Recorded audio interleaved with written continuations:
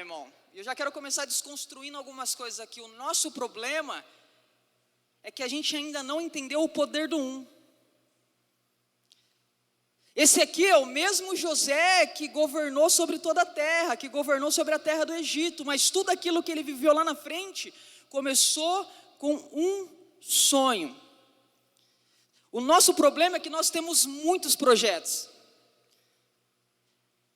E a gente acha que, deixa eu te falar, começar já desconstruindo algumas coisas, a gente acha, a maior mentira que já contaram para você e que te impede de alcançar aquilo que você sonha, foi quando te disseram que você consegue fazer mais de uma coisa ao mesmo tempo.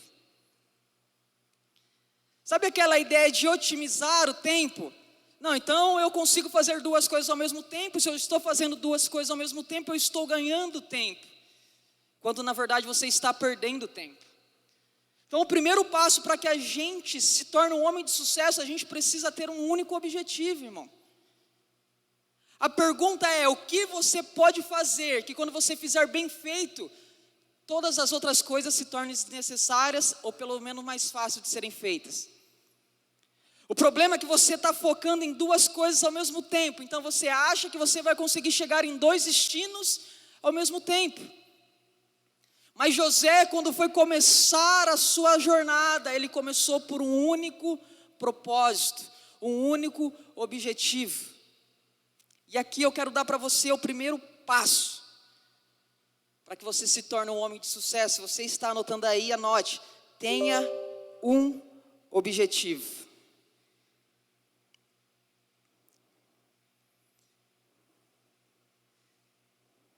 Sabe qual que é o problema? A gente não sabe muito bem aonde a gente quer chegar, irmão. A gente tem várias ideias. Então hoje eu quero fazer isso aqui, mas amanhã eu quero fazer aquilo lá.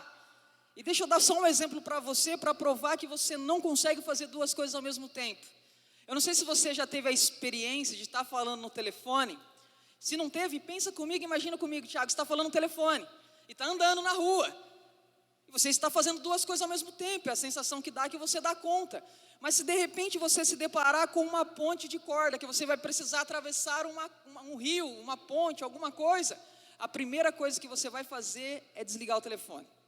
Nós estamos falando de coisas simples. Não estamos falando de projetos de vida, de sonho, não, estamos falando de detalhes. Porque você entende que você não vai conseguir atravessar aquela ponte, porque você está fazendo duas coisas ao mesmo tempo. Você entende que é um risco. Então você precisa dar 100% da sua concentração, do seu foco. O problema é que quando nós estamos projetando a nossa vida, nós temos vários projetos ao mesmo tempo. E é impossível conseguir descer a castelo e subir a castelo ao mesmo tempo, irmão. Eu preciso decidir para onde eu estou indo. Porque se eu não tiver um propósito, um alvo, um objetivo muito bem definido, irmão, eu nunca vou chegar em lugar nenhum. Deixa eu te falar, se você der 100% de tudo que você é para um propósito, você ainda vai ter que lutar muito para conquistar. Imagina dando 50%, 30%. Imagina você indeciso.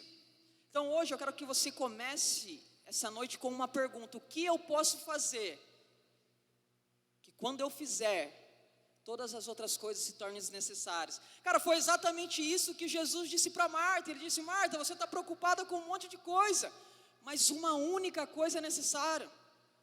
O problema é que você não conseguiu entender aquilo que é mais importante, qual é a sua única coisa a ser feita. Porque quando você entender qual é a única coisa que você precisa fazer, irmão, para que você alcance o seu objetivo, a sua vida vai ser diferente. Porque nós estamos esperando que Deus faça algo por nós. Mas deixa eu ler algo para você. Assim que eu beber uma água, que está um calor aqui, irmão.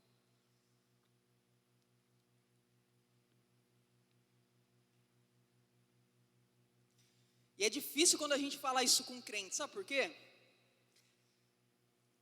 Porque crente, ele usa a confiança em Deus, em fé, o esperar em Deus para esconder a sua procrastinação. Então, para esconder a nossa falta de posicionamento em direção a um único objetivo, a gente fala assim: Deus está cuidando do meu futuro. Deus irá prover, Deus irá abençoar. Irmão, Deus vai abençoar você.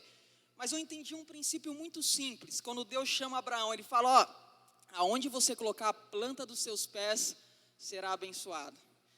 Eu te dou. Mas o princípio é, primeiro você pisa, depois Deus abençoa. O problema é que eu estou querendo que Deus abençoe algo que eu ainda não pisei.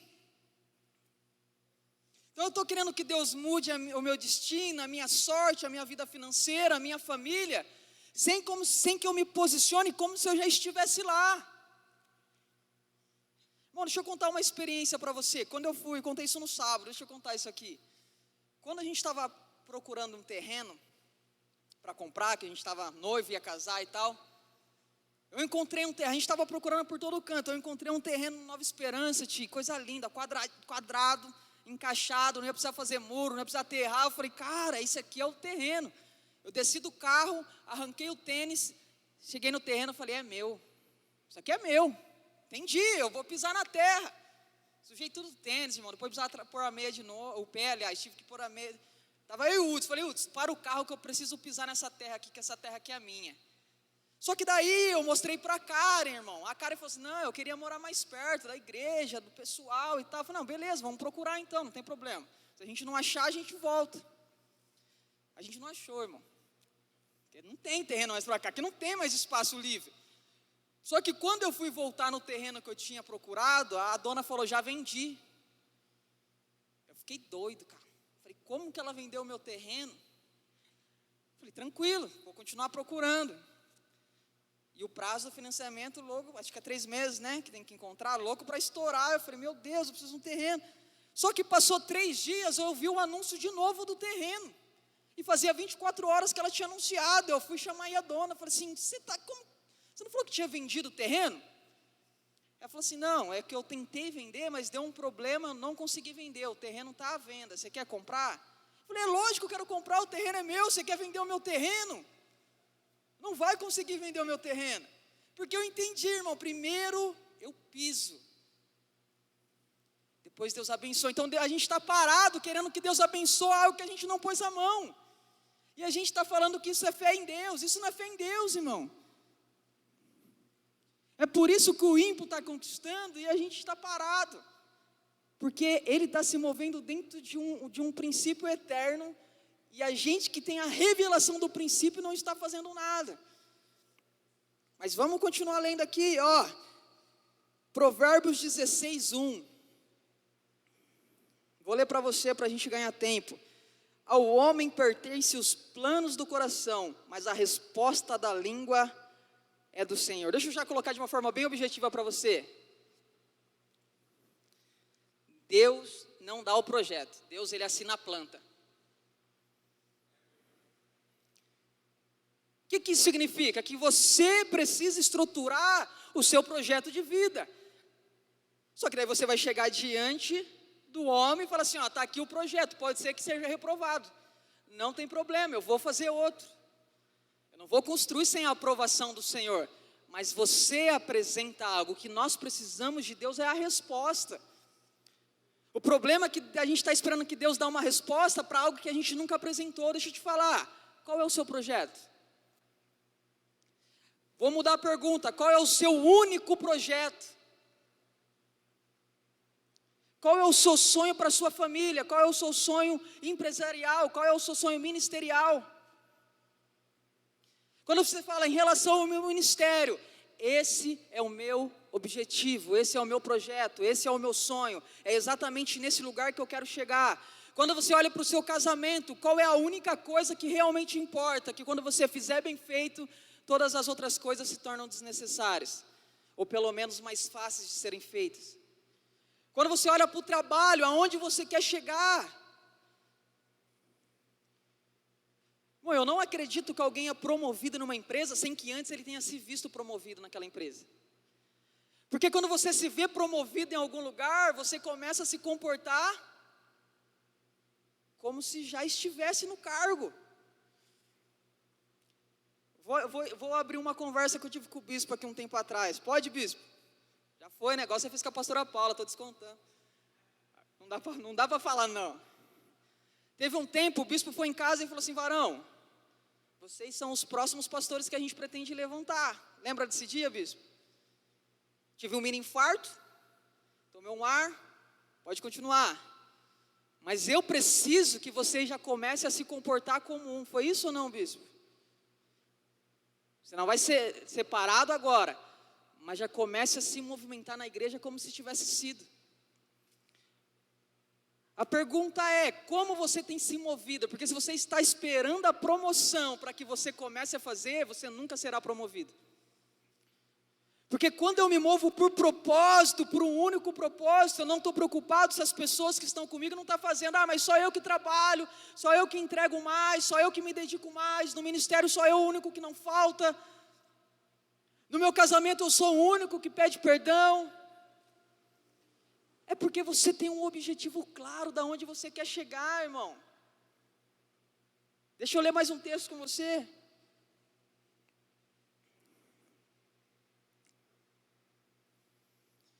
Olha que interessante. Gênesis 37:19. Diziam uns aos outros, eis que lá vem o sonhador. Meu irmão, deixa eu te falar, como as pessoas enxergam você hoje? Porque a forma que as pessoas enxergam você fala muito a seu respeito. Às vezes a gente acha que não, né? Não, o que as pessoas pensam de mim não importa. E realmente não importa, mas revela. Porque quando eles olhavam para José, ele passou a ser reconhecido por o projeto que ele tinha, pelo sonho que ele carregava. As pessoas precisam olhar para você e falar assim, cara, aquele cara um dia ele vai ser empresário, não tem como ele não ser rico, aquele cara. Olha lá, olha a forma que ele anda. Olha a forma que ele fala, a forma que ele se veste. Não tem como o ministério dele não dar certo, cara. Como que as pessoas enxergam você hoje? Eu quero ler mais um texto com você para a gente ampliar essa ideia. Lucas 9:51. E aconteceu que, ao se completar os dias em que devia ele ser assunto ao céu, manifestou no seu semblante a intérpreta resolução de ir para Jerusalém.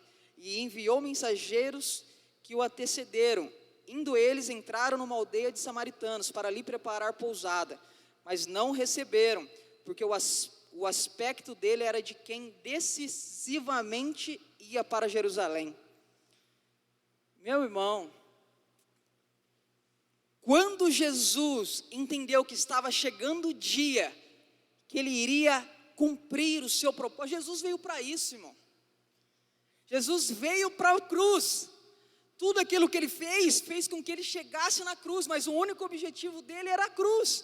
E quando ele estava próximo de cumprir a sua missão, o seu rosto mudou. O seu aspecto foi transformado. Irmão, dá para você olhar na cara do cidadão quando o cara é um sonhador. Você olha para o camarada, o bispo estava fazendo consultoria, se a gente fosse levantar aqui um balanço, uma porcentagem, dá para perceber quando o camarada sonha ou não, bispo? Porque o aspecto do cara muda, a linguagem dele muda, a forma dele se comportar, de ele se vestir, de ele andar, de ele pensar muda. Quando as pessoas olham para você, irmão, o que elas enxergam em você? Ou melhor, quando você olha no espelho, o que você vê hoje? A pergunta é, cadê o projeto, irmão? Cadê o objetivo claro? Cadê a única coisa que realmente importa? Isso é fundamental. Quando Deus chega para Abacuque, ele fala assim, pega a visão e escreve ela bem grande, para que todos vejam. Até aquele que passar correndo vai conseguir ler. Alguém tem um projeto escrito? Não precisa erguer a mão não, pelo amor de Deus, é só uma pergunta, não precisa responder. Mas o seu projeto está escrito, irmão, tem algum lugar que você olha e fala assim, eu vou abrir aqui, e eu vou ler de novo o meu objetivo de vida, toda manhã, toda hora do almoço, ou antes de dormir, eu vou repassar e entender o porquê eu acordo todo dia, ou porquê eu vou dormir todo dia, ou porquê eu faço o que faço. Então a primeira coisa, quer ser um homem de sucesso, irmão, tem um único objetivo. Entenda exatamente aonde você quer chegar. Você fala assim, cara, mas está muito distante. Não, mas primeiro passo, entenda onde você se vê daqui 10 anos, daqui a 20 anos, o que você quer ser. Falando, cara, eu não sei como eu vou chegar lá, não se preocupa com isso agora. A sua única preocupação é ter um único objetivo, e esse muito bem claro, de preferência escrito. Amém? Vamos lá. Segundo passo para você se tornar um homem bem-sucedido.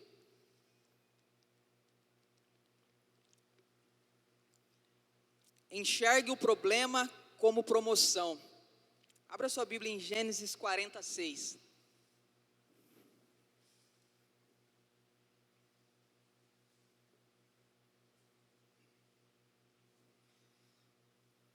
Gênesis 46. Quando José chegou pela manhã, viu-os e eis que estavam preocupados. Então perguntou aos oficiais de Faraó que estavam com ele no cárcere da casa do seu senhor: por que vocês estão com a cara triste hoje? Meu irmão, deixa eu te falar algo. Quando José chegou na prisão, aonde aqueles homens estavam, e ele identificou um problema, a primeira coisa que ele fez foi correr em direção ao problema.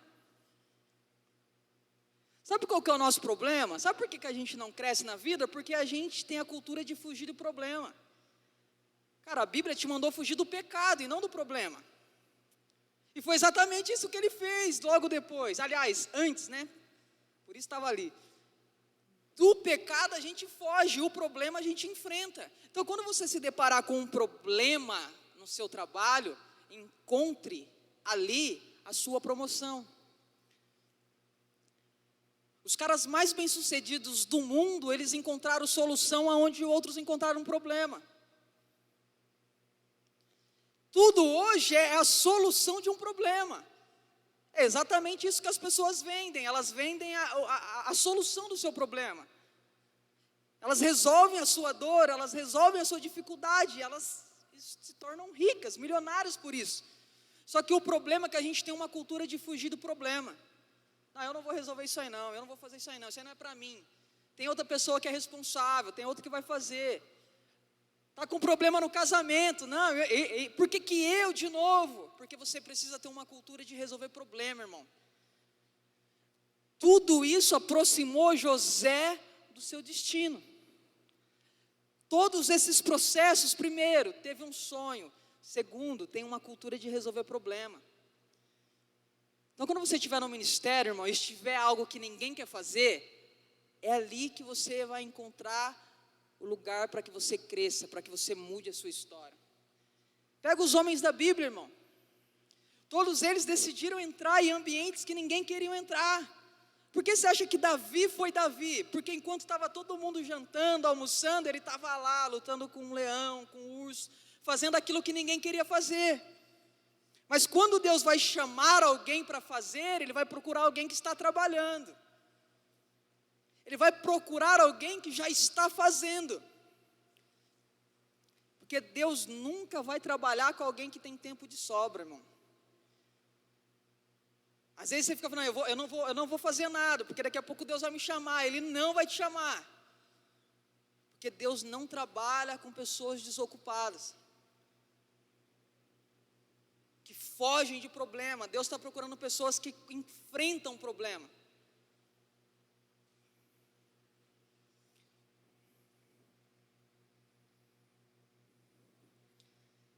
Se a gente não entender isso, a gente sempre vai estar no mesmo lugar.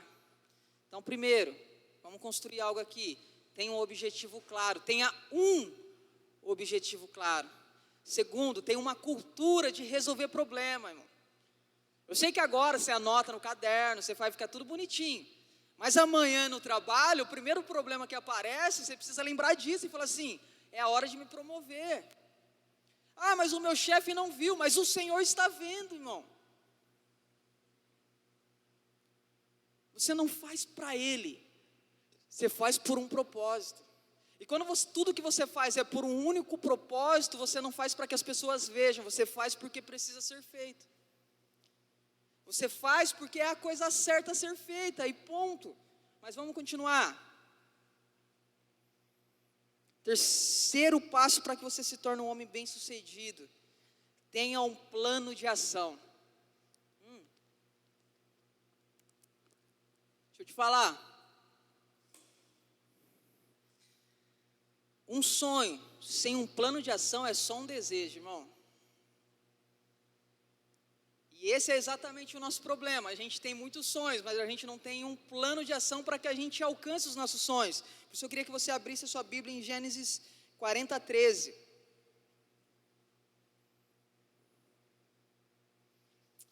Amém? Dentro ainda de 3 dias, Faraó te reabilitará e te reintegrará no teu cargo, e tu lhes dará o copo na própria mão dele, segundo o costume antigo, quando lhe eras copeiro. Porém, lembra-te de mim quando tudo te correr bem, e rogo-te que sejas bondoso para comigo, e faça menção de mim a Faraó, e me faça sair desta casa.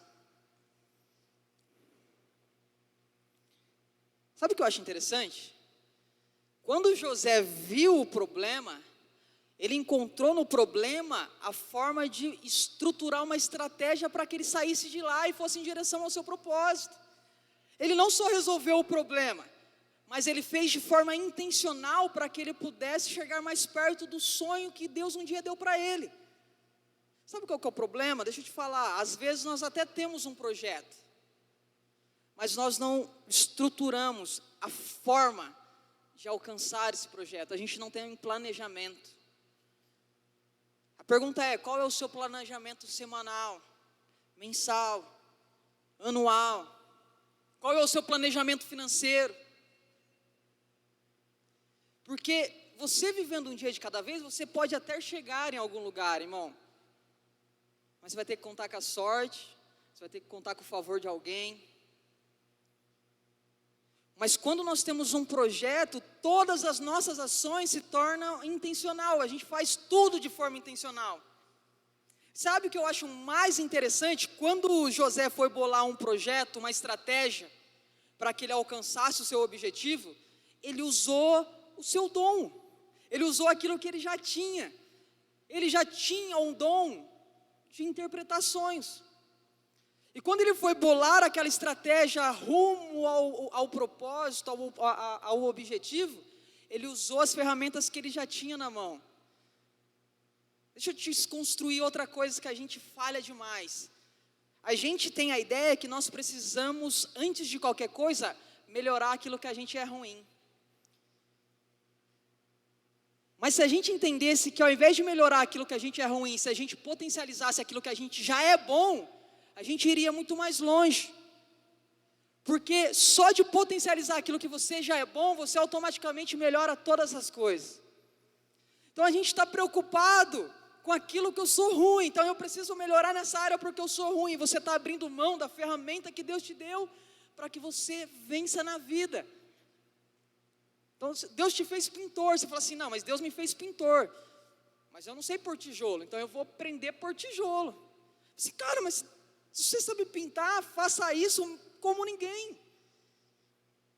Então quando você for bolar uma estratégia para que você alcance o sucesso ministerial, empresarial, familiar, use aquilo que você já carrega, irmão. Porque senão você vai cair naquela assim, cara, não tem como eu começar. Eu não tenho as ferramentas para começar. Não, comece com o que você tem.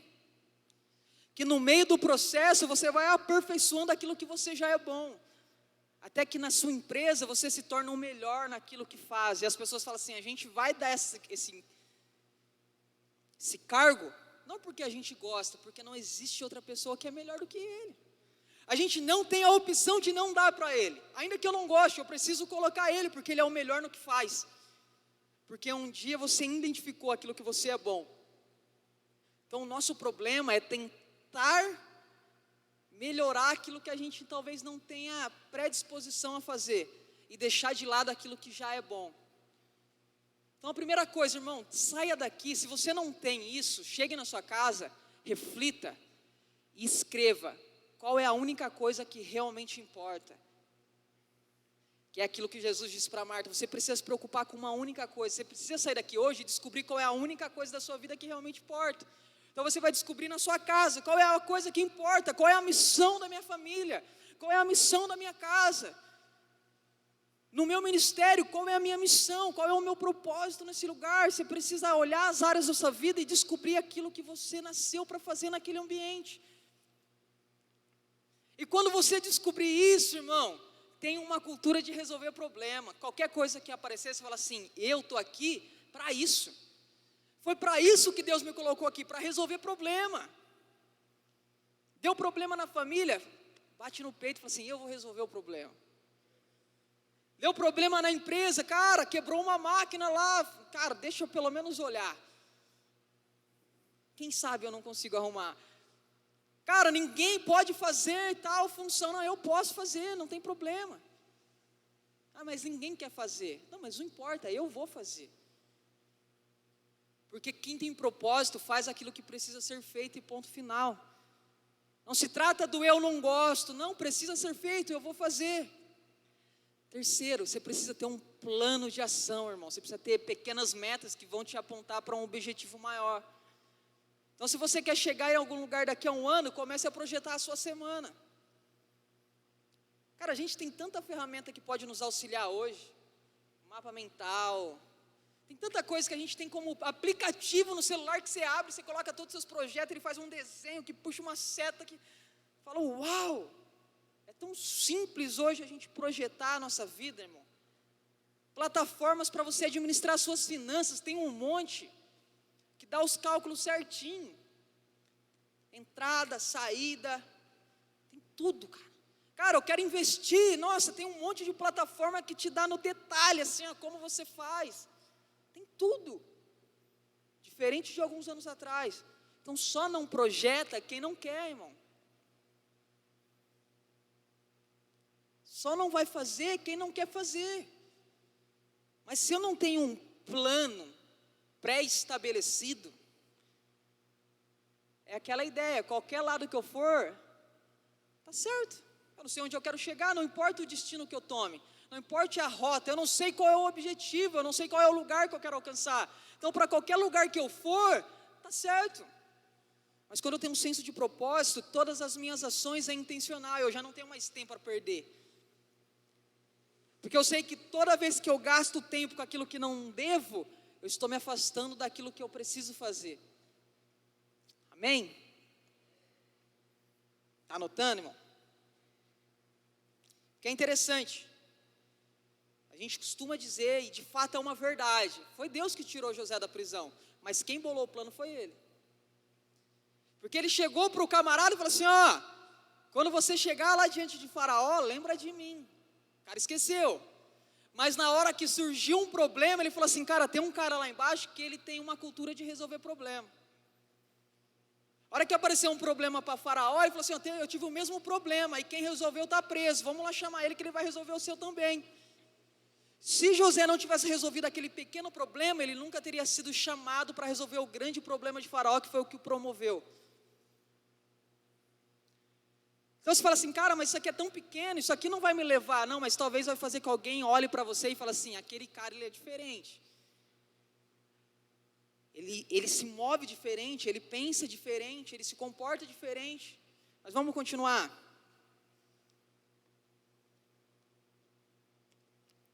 Quarto passo. Se associe com quem te aproxima do seu propósito. Sabe o que é interessante? Lá fora eles vão chamar isso de network, irmão. José viu um camarada e falou assim, cara, esse cara aqui, ele pode me aproximar do meu propósito, eu vou me aproximar dele. Ele olhou para o copeiro e falou assim, cara, daqui a pouco esse cara ele vai estar em um ambiente que ele pode me promover. Então, cara, você quer ser um cara de sucesso, alguém que vai conquistar, romper na vida, se aproxime de pessoas que sabem mais do que você. A gente tem a tendência de estar com pessoas que sabem igual ou que sabem menos, para que a gente seja aquele que mais sabe. Lembra na escola, quando você era pequeno, irmão, você estava na 4ª série, você se sentiu rei, aí você mudou para a 5ª, mudou de escola. É essa mesma sensação, né? Mas quando é criança passa, o problema é quando é adulto. Assim, pô, aqui eu reino aqui, eu estou na 4ª. Aí daqui a pouco você é o menor de todos, você fala, caraca, velho, perdi o meu status.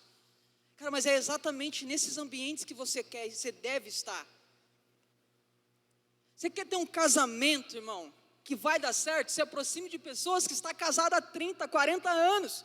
Pessoas que já passaram por aquilo que nós estamos passando e venceu. O problema é que quando nós precisamos de alguém, nós nos aproximamos de quem não tem nada para oferecer. E você fala assim, cara, eu estou pensando em terminar. Assim, faz isso, eu terminei também. Estou pensando em largar da esposa, cara. Cara, eu estou traindo a esposa. Cara, não, mas isso acontece, já fiz isso também. Irmão, estou pensando em pedir a conta. Falar, essa empresa aqui, estou de saco cheio, ninguém aguenta mais. Está com problema no ministério, irmão. Em vez de procurar um pastor, um líder, procura o outro. Fala assim, cara, eu vou sair do ministério, hein? Estou com problema, eu vi, não, eu sei. Entende essas coisas?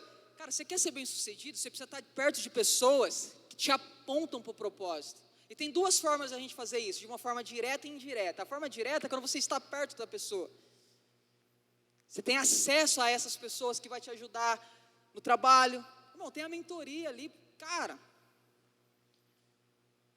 Que ferramenta incrível, irmão, que a gente não aproveita às vezes.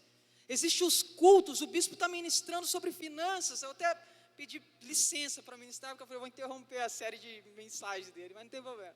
Mas ele continua. E a gente não tem a cultura de se aproximar desses homens que sabem mais do que a gente. E tem coisas que a gente não consegue resolver sozinho.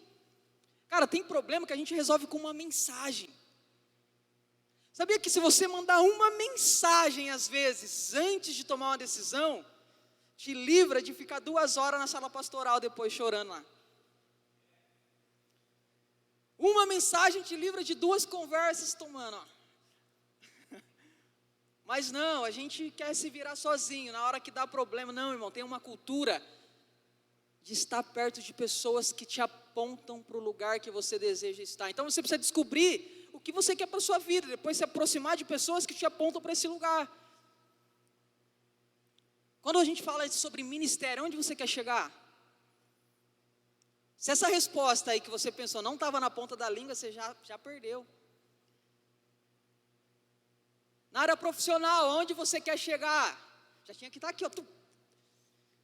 Já tinha que pular no coração. Cara, eu sei onde eu quero chegar. Já tinha que dar aquela saltada. Só de pensar onde você quer chegar, aquilo já queima. Mas a gente está vivendo um dia de cada vez, irmão. E a gente precisa entender que tudo que há de melhor nessa terra, Deus já nos deu. Só que a gente para lá, tá vendo? Amém. Porque a gente não consegue nem acreditar mais em sair do ambiente que nós estamos e crescer. A gente se acomodou e fala assim, tá bom. E talvez esteja mesmo, mas existem algumas pessoas que estão inconformadas e que desejam sair. Essa mensagem é para você. Então, primeiro, estabeleça um propósito. Tenha uma cultura de resolver problema. Estabeleça um plano de ação, irmão. E se aproxime de pessoas que te aproximam do lugar que você deseja chegar. Amém? 5º passo. Isso aqui é importantíssimo. Descubra o propósito que está por detrás do encargo. Vou repetir. Descubra o propósito que está por detrás do encargo. Irmão, como que a gente falha nisso aqui? Gênesis 50, 20.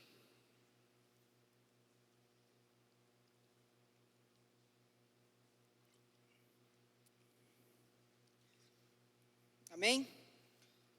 Vocês, na verdade, planejaram o mal contra mim, porém Deus o tornou em bem, para fazer como está vendo agora, que se conserve a vida de muita gente.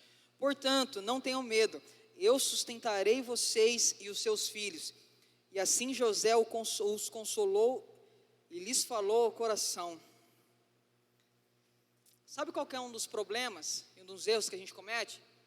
Achar que o nosso propósito é aquilo que a gente faz.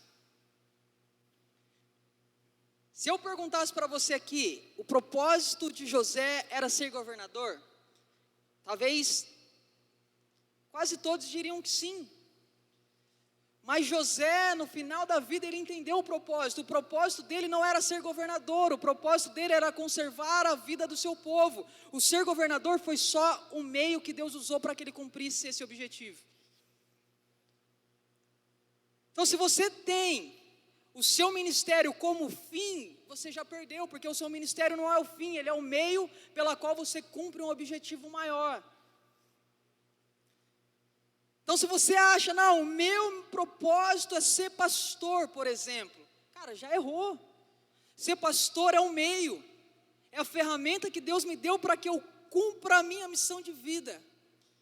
A pergunta é, qual é o seu propósito? Porque se você acha que o seu propósito é alcançar uma posição, você não entendeu nada a respeito de propósitos eternos de Deus. Porque aquilo que eu fazia antes de ser pastor, eu estou fazendo como pastor, só que isso me deu mais voz, isso potencializou aquilo que eu já fazia. Mas se Deus chegar amanhã e falar assim, agora você não vai mais se mover como pastor, você vai se mover como um professor, sabe o que eu vou fazer lá? A mesma coisa, só que com uma ferramenta diferente. Porque você não é aquilo que você faz. Aquilo que você faz que reflete quem você é, irmão. Então José entendeu, ser governador não é o fim, ser governador é o meio.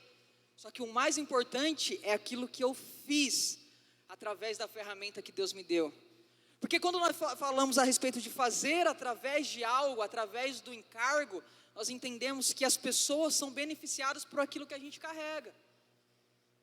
Porque o ser governador só traria benefício próprio, mas quando ele entendeu que aquilo não era o fim, ele usou aquilo para abençoar outras pessoas.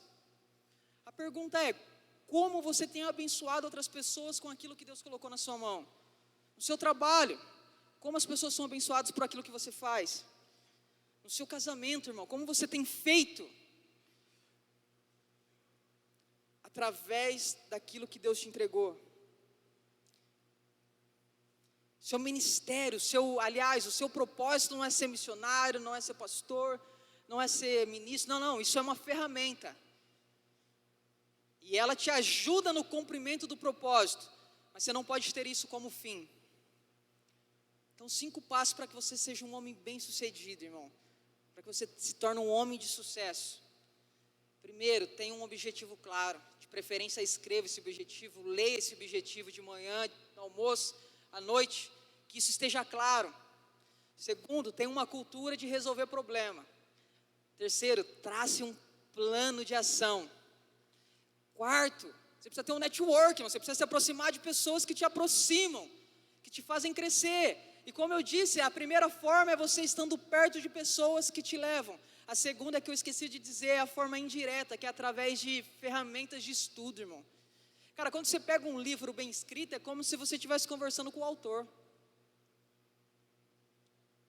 Quando você pega um livro muito bem estruturado, parece que você ouve o camarada falando com você, cara. Então não tem como a gente ser um homem de sucesso se a gente não tiver uma cultura de estudar, de leitura, de aprender coisas novas, de buscar novas ferramentas, novos conhecimentos. Aprender um pouco sobre finanças, aprender um pouco sobre política, aprender um pouco. Então quando a gente pega um material de estudo e a gente gasta tempo com aquilo, de uma forma indireta você está criando um network, você está se aproximando de algo que vai te aproximar do propósito, é buscar ferramentas para cumprir algo. E quinto, irmão, entenda o propósito que está por detrás da missão, aliás, do encargo. Entenda a missão que está por detrás daquilo que você faz. Amém? Queria orar com vocês, coloque de pé.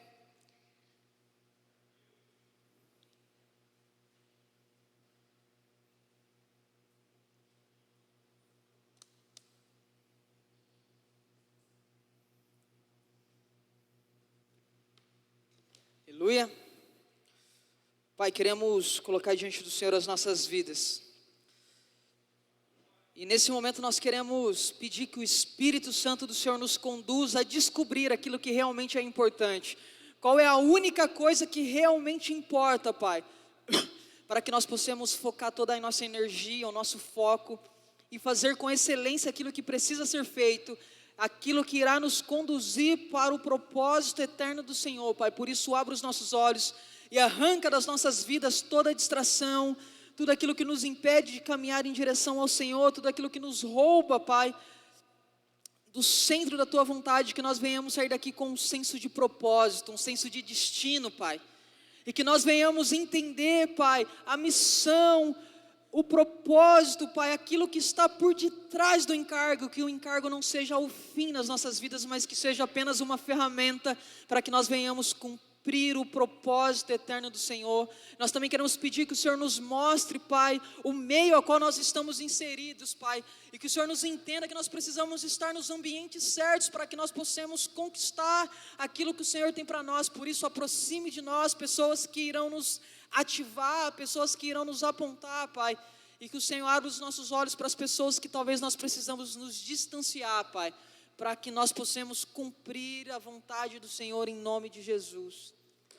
Amém, amém, glória a Deus.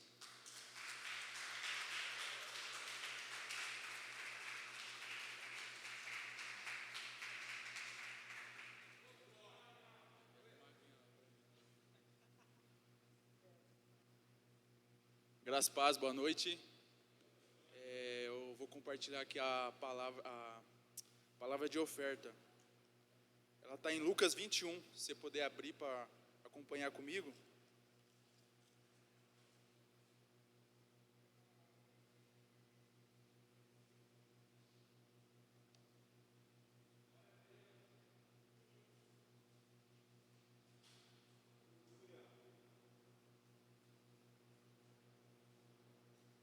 Aqui ela vai dizer assim: erguendo os olhos, Jesus observou os ricos colocando suas contribuições nas caixas para a coleta de ofertas. Percebeu também que uma viúva pobre ofertou 2 pequenas moedas judaicas. E exclamou: com toda certeza vos asseguro que essa viúva pobre contribuiu mais do que todos eles juntos.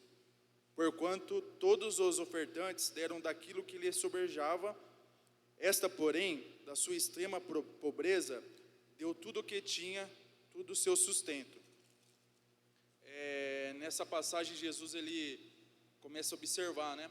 Ele olha, e o que vai chamar atenção para Jesus não vai ser o que o povo dá em si, mas é tudo aquilo que a viúva ela vai dar, né? E aproveitando, eu queria abrir também em Lucas 20, 45.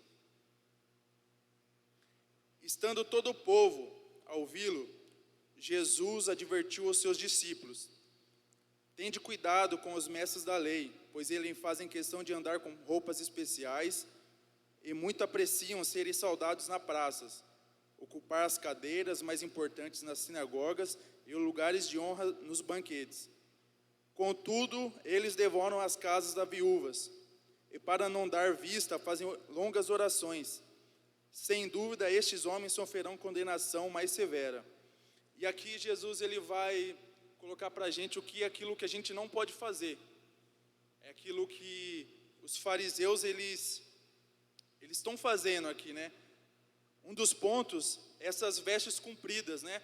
A gente se importa tanto em estar diferente das pessoas, né? Às vezes a gente se acha especial, se acha só porque tem uma roupa bacana, e isso não chama a atenção de Jesus. Outro ponto a ser observado, eles amam ser notados. Por onde eles passam, eles saúdam, eles querem atenção. Isso também não chama a atenção de Jesus. E outro ponto, ele gosta de lugares confortáveis. O que significa lugares confortáveis? Eles não gostam de sair da sua zona de conforto. Às vezes só vem no culto, às vezes só dá oferta. Isso é uma zona de conforto para nós. Você já fez mais que isso?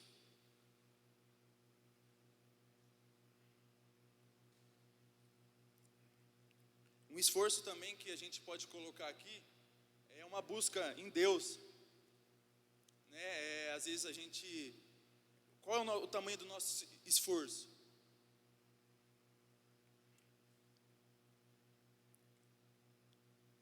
O esforço coloca aqui, às vezes, a questão da nossa oração em Deus. Qual é o tamanho da nossa oferta em oração também? A nossa oferta em oração fica no café da manhã, só fica no almoço, só fica na hora que a gente acorda, ou você tira uma oferta especial ao Senhor? Ou você só oram quando estão na igreja, ou quando estão junto com alguém? Isso é uma palavra de oferta, irmão, vai chegar lá, hein?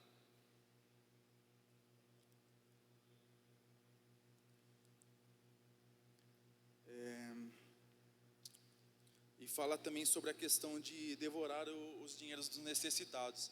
Tem gente padecendo porque você não dá a sua oferta direito. Não oferta financeira especificamente, mas a oferta de fazer uma visita. Faz quanto tempo que você não faz uma visita sem interesse? Por querer ir ajudar. Essa é a maior oferta, sem interesse. É fácil fazer um churrasco, convidar os amigos, né? Mas e fazer uma oferta de, eu vou até aquela casa daquela pessoa, porque ela precisa de uma ajuda. Você está ofertando também o seu tempo. E mais precioso do que o dinheiro, mais precioso do que outra coisa, é o nosso tempo. E a gente precisa ofertar ao Senhor o nosso tempo também.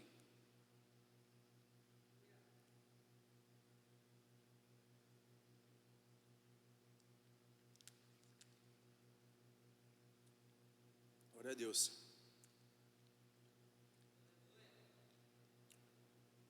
E aqui ele vai falar, né, que essas pessoas que davam a oferta ao Senhor, elas davam o que sobravam, o resto do que sobrava. Então, quantas vezes a gente recebe o nosso salário e o que sobra, a gente dá ainda um pouco do que sobra, porque às vezes a gente prefere comer um açaí. Sobrou R$2 aqui do açaí de 10. Vou levar na igreja, vou dar ao Senhor. Deus não vai aceitar essa oferta sua. Posso te dizer, Ele não vai aceitar, irmão. Isso não é bom. E mediante a tudo isso, eu venho falar que o que realmente importa, né, não são vestes, igual vem falado aqui. O que realmente importa é ser um homem de Deus. Não é bens financeiros, não é algo material. Isso é importante, isso é bacana, mas não é isso que importa. O que importa é ser um homem de Deus, porque aquela viúva, ela deu para Deus tudo aquilo que ela tinha. Foi tudo, ela só tinha aquilo para sobreviver. Os fariseus roubavam dela, os fariseus já deviam ter usurpado ela, mas ela só tinha aquilo para sobreviver. Em Lucas 21:4 fala: porquanto todos os ofertantes deram daquilo que lhes sobrava, essa porém deu sua extrema pobreza, deu tudo o que tinha, todo o seu sustento. Ela podia ter colocado esse dinheiro no banco, porque ia render juros. Mas ela decidiu entregar no melhor lugar, que é na mão de Deus. O melhor lugar para a gente investir, irmão, não é no banco, não é em bens, é na mão de Deus. Só ali que vai multiplicar, só ali que vai ter um retorno. Ela entendeu que o seu muito, na verdade o tudo que ela tinha, para outros era um pouco, mas na mão de Deus, era tudo que ele precisava, era tudo dela. Eu queria que você entendesse essa palavra, que às vezes você acha que você tem pouco agora. Às vezes, eu só tenho isso agora, mas é para comprar algo. Mas isso na mão de Deus, irmão, multiplica. Isso na mão de Deus transforma. Se você puder pegar a sua oferta, feche seus olhos que eu vou orar. Paizinho, eu te agradeço, Senhor, por esse culto. Agradeço, Senhor, por cada homem aqui, Pai. Agradeço, Senhor Deus, porque o Senhor nos dá provisão todos os dias. O Senhor vem, Senhor, com a tua provisão, Senhor, na nossa casa. A cada homem aqui, Pai, o Senhor possa abençoar, Pai. Fazer realmente, Senhor Deus, um homem de Deus, Pai. Que o Senhor coloque isso no corações, Senhor, dos seus filhos, Pai. Sabendo o que mais importa, Pai, é ser um homem de Deus, Pai. Que aquilo que eles trazerem aqui, Senhor, eles possam entender que no Senhor, Pai, nas suas mãos, Senhor, dobrará, multiplicará, Senhor. Nós entregamos, Senhor, essas ofertas, Senhor, os dízimos, Senhor, ao Senhor, Pai. Eu te louvo e te agradeço em nome de Jesus. Amém. Pode trazer a oferta.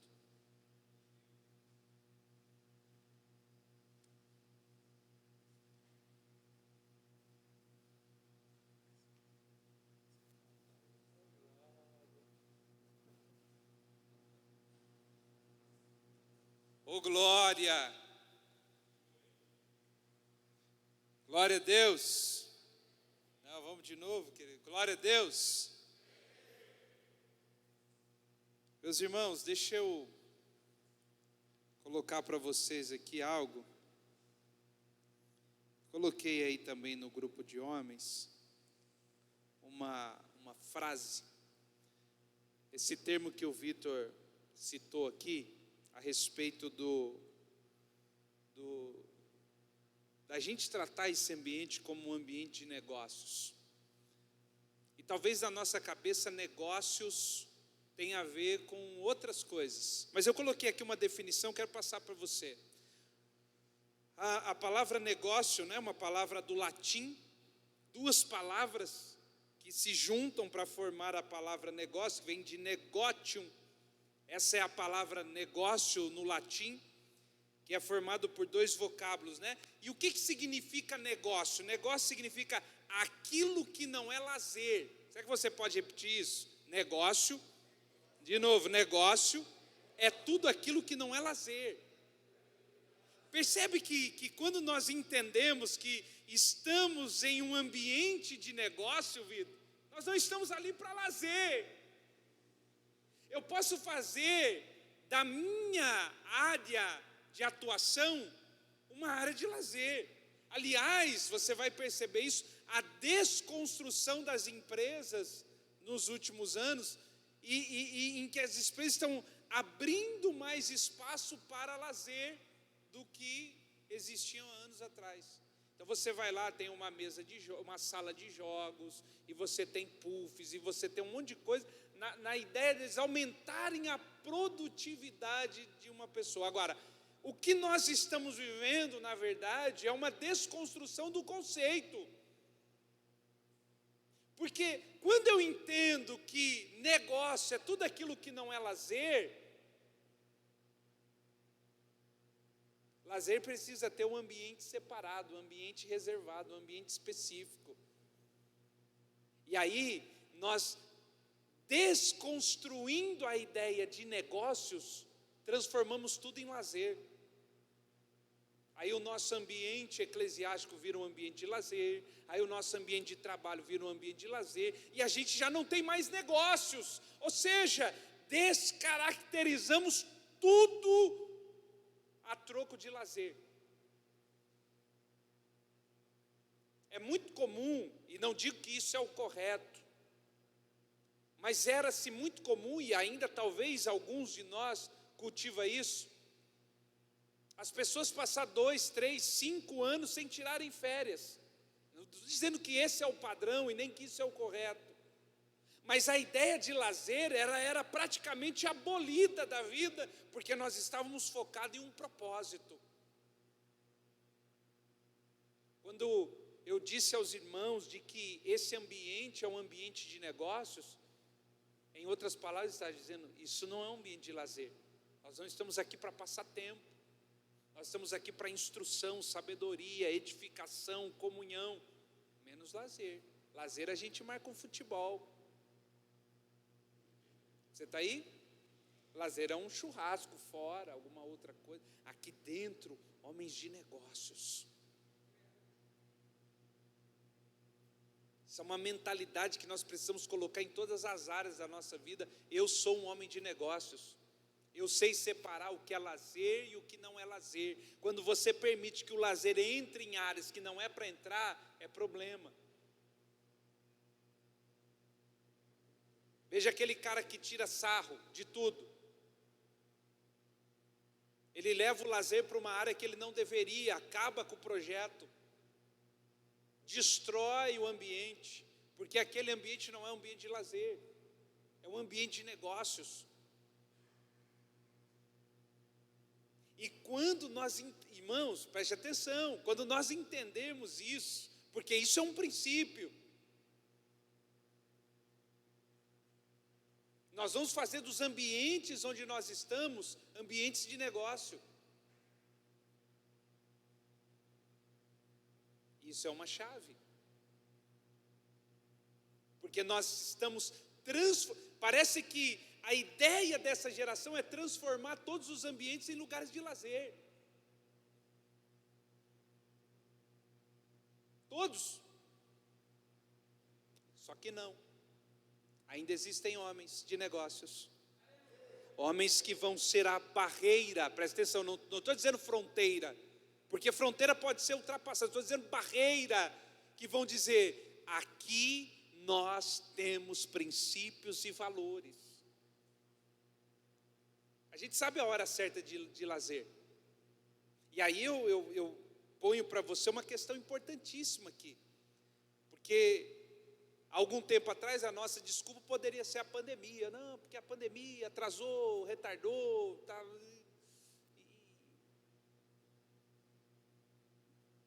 Mas já vão ser 2 anos dentro de uma pandemia. E a minha pergunta é, qual que é a desculpa?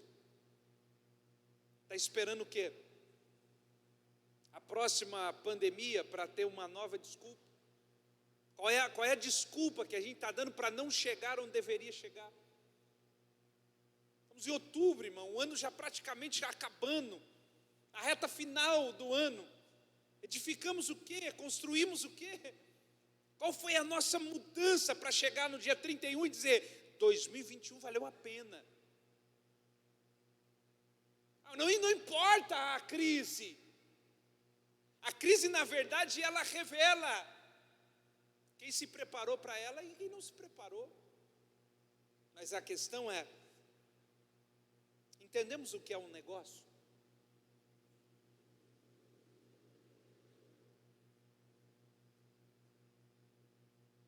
Esse é o melhor lugar, Vitor, para network. Só que acaba o culto, os caras vão embora. Não aproveita, não existe network. Por isso que a questão de que o ímpio sai na nossa frente. Porque o ímpio paga R$2.000 para ir numa reunião em São Paulo para ter network. A gente tem reunião todo domingo. O Vitor falou sobre network. Sobre você ter esse contato, pessoas que te ligam, pessoas que você se associa, que te leva para mais longe ou para mais perto do propósito. Pessoas que já estão conectadas a lugares que você gostaria de chegar. Pessoas que vão ser a ponte. Pessoas que vão te conduzir mais rápido. Pessoas que já erraram no caminho que você está seguindo, para que você não erre. Agora veja, eu preciso entender a importância desse ambiente. A importância de estar perto do irmão. A importância da colaboração da vida, do negócio, do ministério, da chamada, da família.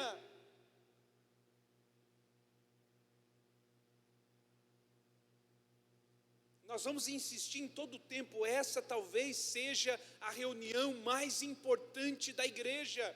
E é a reunião que é mais atingida pela ausência. Essa responsabilidade recai sobre nós. Eu não preciso lembrá-los de que quando Deus visitou o Éden, todo mundo tinha pecado ali, irmão, todo mundo tinha errado. Desde o homem até a serpente, o diabo. Todos tinham cometido erros, mas o primeiro a ser responsabilizado é Adão.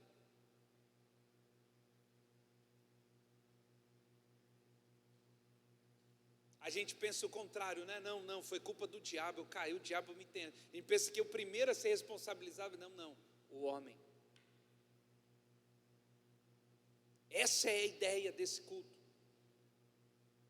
Essa é a ideia de construir uma ideia de um homem de negócio. O Vitor disse aqui algo extremamente importante. As pessoas olhavam para José e diziam, aí vem um sonhador. O que as pessoas dizem quando te vê, meu irmão?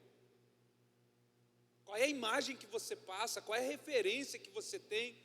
O que as pessoas estão olhando para você e dizendo a teu respeito? Eis ali um homem de negócio. Eis ali um grande homem de Deus. Eis ali um homem de Deus. O que é que nós estamos edificando? Se Deus te chamou para ser um empresário, seja o melhor empresário dessa cidade, porque assim você vai glorificar a Deus. Ah, pastor, mas Deus não me chamou, Deus me chamou para a obra do ministério, então seja o melhor na obra do ministério dessa cidade. O que nós não podemos é transformar ambientes de negócio em ambientes de lazer. E essas coisas não andam junto. Essas coisas não funcionam.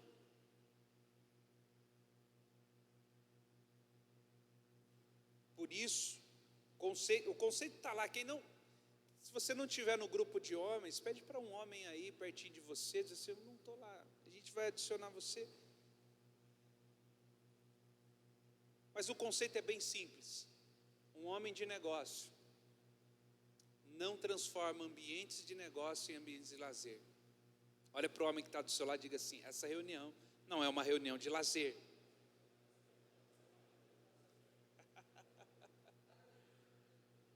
Ô glória! O culto de domingo não é um ambiente de lazer. Às vezes as pessoas que marcam para fazer consultoria, elas recebem um convitinho lá. Assim, se vista de maneira apropriada. Às vezes apareceu um cara lá de bermuda, irmão, para fazer consultoria, vida. Eu disse: mas você veio no quê? No bar? Você veio passear? Você não entendeu que isso é uma reunião de negócio? Percebe que a chave, quando muda, nós encaramos a circunstância da nossa vida como negócio.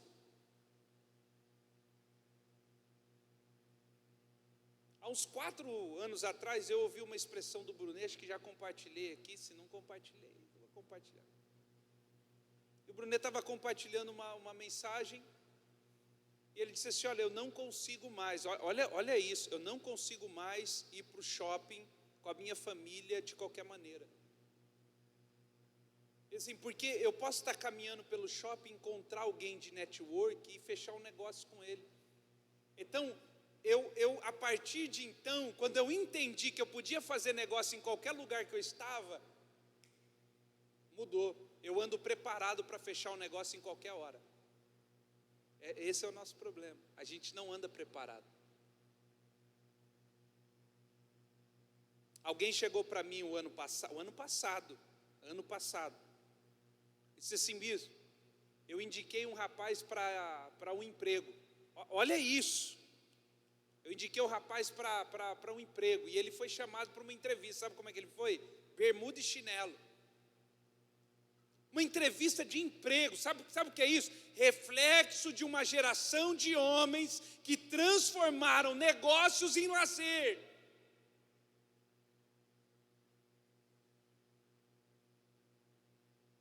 Essa não pode ser a nossa característica. Essa não deve ser a nossa característica. Homens de Deus são homens de negócio. Poderia passar aqui mais 2 horas falando sobre isso com você. Homens de Deus são homens de negócios. Presta atenção, o pior discípulo que Jesus teve era Judas, e era tesoureiro. Negócio. O dia que nós entendemos essa preciosidade, de que negócio é tudo aquilo que não é lazer. Tem uma agenda, filho. Coloque lá bem específico o que é lazer. E nesse dia, nessa hora, nesse lugar, desfruta. Mas quando sair de lá, é um homem de negócio. Se comporta como homem de negócio, fala como homem de negócio, vive como homem de negócio, porque é assim que nós seremos referência para essa geração.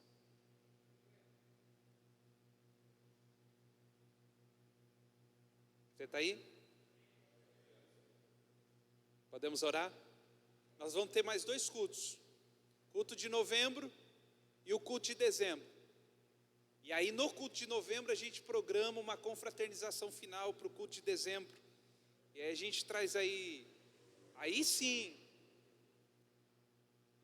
Eu ia falar para trazer a churrasqueira do Vitor, mas só o Tiese pagasse a churrasqueira.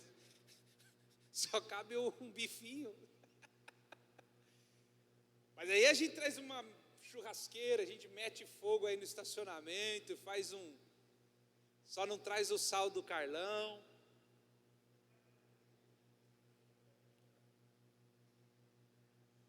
Mas vai ser uma bênção. Então, no culto de novembro, primeira quarta-feira de novembro, a gente programa a nossa confraternização para dezembro, para a gente fechar o ano e a gente glorificar Jesus.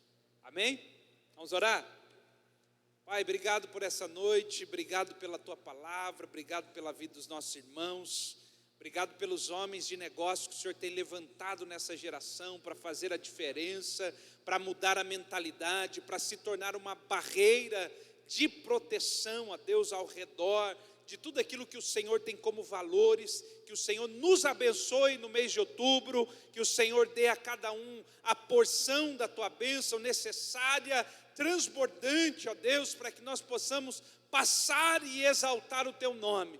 Que o Senhor abençoe aqueles que não estão aqui por causa de enfermidade, que o Senhor desperte aqueles que deveriam estar aqui, mas não estão, que o Senhor nos dê, ó Pai, de fato, entendimento da importância dessa reunião.